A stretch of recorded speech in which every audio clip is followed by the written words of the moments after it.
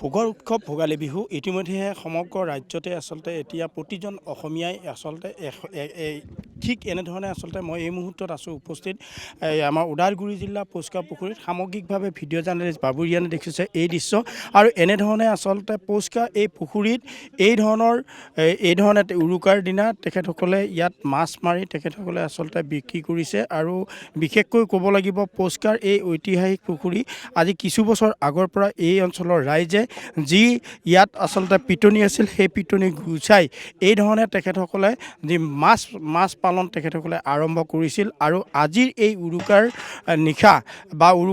নিশা প্ৰতিজন অসমীয়াই হেঁপাহৰ যি বিহু ভোগালী বিহু এই ভোগালী বিহুক তেখেতসকলে ভোগালী বিহুৰ পাক মুহূৰ্তত তেখেতসকলে বিক্ৰী কৰিবৰ কাৰণে এই ধৰণে আহিছে। এয়া দেখুৱাইছোঁ এই দৃশ্য, এয়া পৌচকা পুখুৰী, এয়া আচলতে চিলভাৰ কাপ মাছ এই ধৰণৰ পৰিৱেশ আমি দেখুৱাইছোঁ। এনেধৰণে আচলতে এই পুখুৰী পাৰতে তেখেতসকলে আচলতে বিশেষ টেণ্ডাৰৰ জৰিয়তে বিক্ৰী কৰিছে। ভোগালীৰ এই ভোগৰ বিহুত প্ৰতিজন অসমীয়াই এসাঁজ উদাই পুৰাই খোৱাৰ কাৰণে যি আচলতে মাছৰ যি ব্যৱসায় এই ব্যৱসায় এই অঞ্চলৰ গাঁৱৰ ৰাইজে কৰিছে। কি ক'ব দাদা, আপোনাৰ ইয়াত কেইবছৰ হ'ল আপোনালোকে এই ধৰণে কাম কৰি আছে?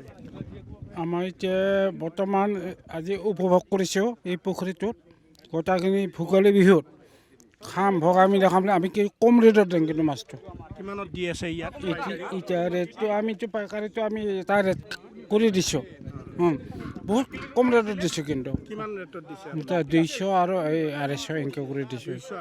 হয়। ভকুৱা কিমান ৰেটত দিছে? ভকুৱাটো আমাৰ 220 টকাত দিছোঁ। 220 টকা। কিমান কিলোৰ পৰা কিমান কিলো? সেইটো 1 কিলোৰ পৰা আমাৰ 5 কিলোলৈকে 4 কিলোলৈকে ৰেট এটা বনাই দিছোঁ। এতিয়া নিশ্চিতভাৱে আচলতে দেখুৱাইছোঁ এই দৃশ্য আৰু এনেধৰণে আচলতে সামগ্ৰিক দৃশ্য আৰু এই ধৰণে আচলতে অতি কম মূল্যত সুলভ মূল্যত আচলতে এইসকল গয়াই তেখেতসকলে আচলতে যি মাছ তেখেতসকলে পালন কৰিছিল। মোৰ লগত আৰু আছে লোক, মই তেখেতৰ পৰা জানিম। এই মুহূৰ্তত কি ক'ব দাদা, ভোগৰ উৎসৱ ভোগালী, আপুনি মাছ কিনিব আহিছেনে? মাছ কিনিবলৈ আহিছোঁ। কেনেকুৱা মাছৰ এইবাৰ হেৰি?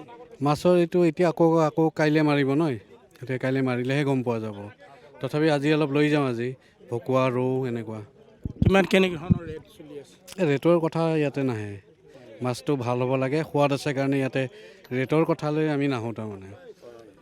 নিজাববীয়াকৈ আপোনালোকে ইয়াৰ পৰা হেৰি কৰে, মানে আপোনালোকৰ ঘৰুৱাভাৱে এইটো ঘৰুৱাৰ কাৰণে মাছ বিলায়ো দিওঁ কিছুমানক।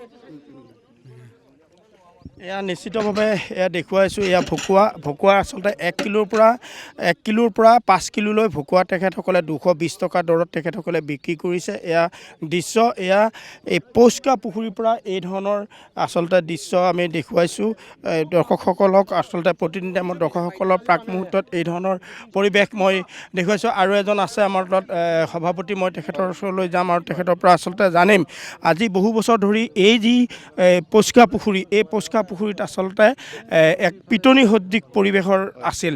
কিমান বছৰৰ পৰা আপোনালোকে এই 25 বছৰমান হ'ল। এতিয়া আমি 25 বছৰ হৈছে আৰু অলপকৈ চাফ কৰি যোৱা বছৰ কমপ্লিট হৈছে এইটো বস্তু। মাছৰ ইনকাম কিমান? মাছৰ ইনকাম আগতে নাছিল, এই বছৰ কি হয় চাৱা যায়।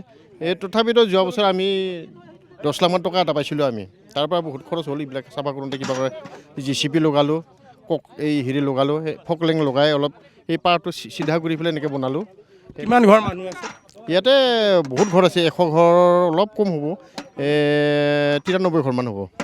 হয়, এয়া দৃশ্য আৰু এনেধৰণে আচলতে এই পুখুৰী এই ছ'চাইটিয়ে তেখেতসকলে কাম কৰি আছে। আৰু এয়া সামগ্ৰিকভাৱে দেখুৱাইছোঁ প্ৰায় কিমান একৰৰ ইয়াত হেৰি হ'ব আপোনাৰ, মই অতি কমেও আপোনাৰ হেৰিটো আছে পানীত 65 বিঘামান আছে।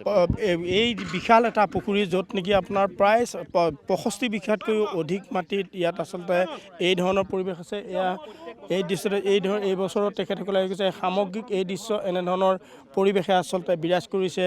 এয়া পৌচকা পুখুৰীৰ দৃশ্য আমি দেখুৱাইছোঁ প্ৰতিদিন টাইমত দৰ্শকসকলক। ইয়াত কিমান ডাঙৰ হয় মাছ, কিমান ডাঙৰলৈ বিক্ৰী কৰি পাইছে? মাছ এতিয়াতো আজি দেখিছে এইটো 9 কিলো 9.5 কিলো হ'ল। এইটো 9.5 কিলো হ'লেই ব্ৰিকেট মাছ হয়, ডাঙৰ হয়, 10 কিলোলৈকে হয়। এতিয়া আমাৰ কমৰকাত অহা নাই, কমৰকাটো হয়তো 10 কিলোৰ ওপৰত যাব পাৰে। হয়, যোৱাবাৰে 5 কিলো এনেকুৱা আছিলে, 5 কিলো 6 কিলো আছিলে, সেইবিলাক ধৰা নহ'ল। এই বছৰ হয়তো 10 কিলোৰ ওপৰত যাব পাৰে। এই ধৰণৰ পৰিৱেশ আচলতে বিৰাজ কৰিছে এই পৌচকা পুখুৰীত আৰু এই পৌচকা পুখুৰীৰ পৰা আচলতে বিশেষকৈ দৰং ওদালগুৰি একাংশ লোকে ইয়াত আহি তেখেতসকলে আচলতে যিটো তেখেতসকলৰ মনৰ পচন্দ আচলতে তেখেতসকলে মাছ ইয়াৰ পৰা বিক্ৰী দাদা ক'ৰ পৰা আহিছে মই চাৰণপাৰাৰ পৰা আহিছোঁ হয় মাছ নিব মাছ নিব আহিছোঁ বিহু কেনে এইবাৰ বিহু ভালে হ'ব এইবাৰ ভালে হ'ব ডাঙৰ মাছ খাম পচকীয়া পুখুৰীৰ পৰা পৌচকা পুখুৰী হয় নিশ্চিতভাৱে আচলতে ক'ব লাগিব এই দৃশ্য আৰু এনেধৰণে এই দৃশ্যই আচলতে বিৰাজ কৰিছে সামগ্ৰিক পৰিৱেশ আমি দেখুৱাইছোঁ